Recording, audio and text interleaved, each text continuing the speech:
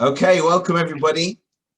This week, the Joy of Gratitude has been sponsored in memory of Linda Firestone, Leah Bat Aaron on the Shloshim.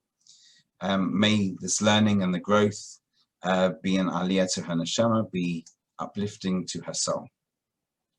So last week, I don't know if you heard the news, a man called Rabbi Yosef Weiss passed away. He was comparatively young. He was 59. He was an author of a series of books called Visions of Greatness. These are books that are full of uplifting true stories. And I've been tremendously inspired by the stories in these books. I've shared several in the past in my weekly Journey to Better Speech Parsha sheet. And I want to share a story with you from one of his books, and may it be a merit for his soul too. It's a story about a man called David Hirsch. David Hirsch lives in England. He had a baby boy. Mazel tov. Everybody's so happy for him. But, you know, when you have a baby boy, there's lots of things you need to do. You have to try and arrange a shalom zachma, then you've got to try and arrange the bris, you've got to work out what you're going to say. He's thinking, where should he do the brit? Where should he do the circumcision, the bris? Where should he do it? He's thinking probably the best place is the shul where he prays normally. It has a hall next to the main prayer area. That would be a good place to have the Suda, to have the festive meal afterwards. So he calls up the Gabbai, he calls up the person in charge of arranging such things. But the Gabbai tells him there's already a bris there. There's already going to be a bris at the same time. Oh, who is it? It's Nachman Reich, the caterer. Now, those of you who come from England, specifically London, will know that there is a well-known caterer in Golders Green called Reich's. In fact, he catered my bar mitzvah, and some of you were there. So the Gabbai explains that Nachman Reich has already booked the shul and the shul hall for his son's bris. So he comes first, but if you want to, the Gabbai says to David, you can call him up, discuss it with him, see what you can arrange.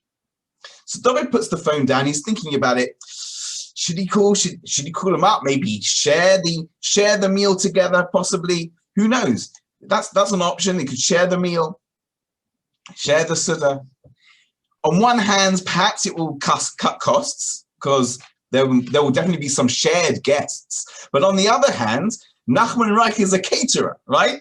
So he's only going to want the best for his own simcha, for his own, his own son's bris. And that's probably going to mean that it's going to be a lot more expensive than the simple fare that he'd been planning. He's thinking about it. He decides, you know what? I'm going to give it a go. He calls up. He says, Mazel tov, Nachman. I understand that you're making a bris next week. He says, yeah, that's right. That's right. And I hear, says Nachman Reich, I hear you also have a simcha. So David says, yes, actually, it's on the same day. And I was also thinking of doing it in the shul, and I was wondering, and before he can finish, Nachman Reich has already interrupted, and he says, of course, we'll have the Suda together, we'll have the festive meal together. How many people do you think you're going to have? So David is thinking, he thinks, family, friends, about 60. Fine, says Nachman Reich, I'll take care of it. We'll have a wonderful Suda, we'll have a wonderful joint meal. So now David's beginning to get a little bit nervous. He says, please, can you tell me how much it's going to cost? So there's a short pause. And finally, Nachman Reich says, you'll do me a favor by letting me take care of all the costs. What? David sort of says in surprise, but why? Listen to this. Nachman says, 15 years ago, when I first started my catering business, I found it very, very hard to find clients because everybody who had a simcha, they wanted to go to the well-established caterers with years of experience. But there was one person who trusted me. Your father hired me to cater your bar mitzvah. He placed his trust in me, even though I was essentially an amateur. And Baruch Hashem, your bar mitzvah went well. The guests who were there saw that it was good. And from then, everything started going well with me. And you can see now, look what's happened to my business. Look at the size of it today.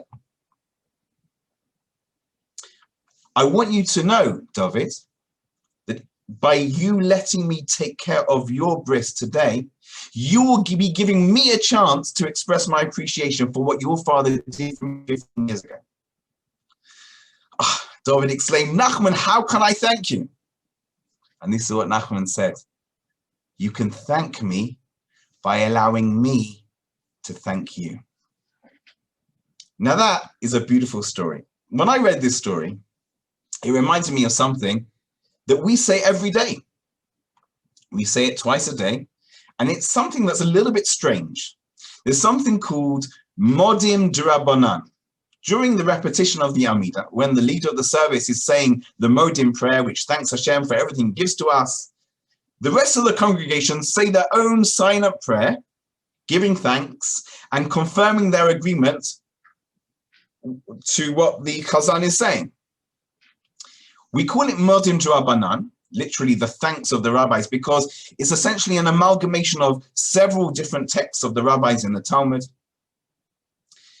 And the main aspect of this text that we're muttering as the leader of the service is saying the main thank you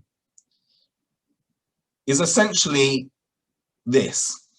We're saying thank you for giving us life and sustaining us. So, and thank you for that. So hopefully, please continue to give us life and sustain us. Gather our exiles together to a rebuilt temple so we can keep your mitzvahs and serve you wholeheartedly. It's like a mixture of thanks for the past and a prayer for the future. But that's not where it ends. It carries on. We then say the words al she'anu or she'anachnu modim lach, which literally means for we thank you. What does that mean?